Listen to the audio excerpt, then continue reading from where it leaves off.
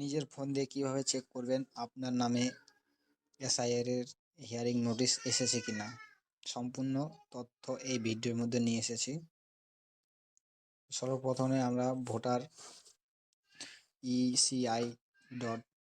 eci.gov.in এ click করার পর আমরা লগ ইন করে নেব। আমার যেহেতু লগ ইন করানো আছে, লগ ইন হওয়ার পরে আমি চলে যাচ্ছি, এখানে দেওয়া আছে submit document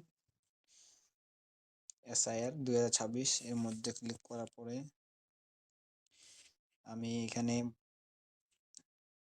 voter card number এবং এপিক নাম্বার বসিয়ে দেবো।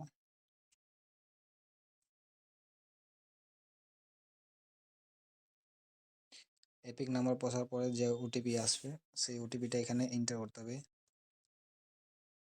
এন্টার করার পর সার্চিংয়ে ক্লিক করতে হবে।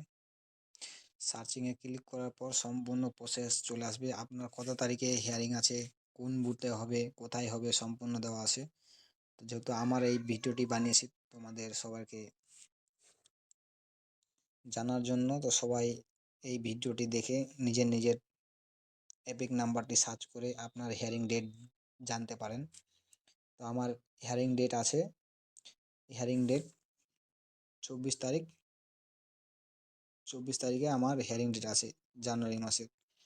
তো এখানে আপনার অনলাইন প্রসেস যদি আপনি করতে পারেন তো অনলাইনের মধ্যে করতে পারেন। এখান থেকে আপনার প্যারেন্টসের, তারপর আপনার প্যারেন্টসের বাবার এগুলো আপলোড করে আপনি এখানে ইকেওয়াইসি সাবমিট করতে পারেন। তো আমার ভিডিও এতটাই, যদি ভালো লেগে থাকে তাহলে আমাদের এই ছোট চ্যানেলটিকে সাবস্ক্রাইব করে শেয়ার করে দিবেন অন্যদের কাছে দেখানোর জন্য। অবশ্যই তোমরা এই ভিডিওটা দেখে নিজের এপিক নাম্বারটা সার্চ করে আপনারা দেখতে পারেন। বিএলওর কাছে দৌড়াতে হবে না, বিএলওকে চাপ দিতে হবে না, ওনার কাজ উনি করছে। আপনাকেও একটু অ্যাক্টিভ থাকা উচিত।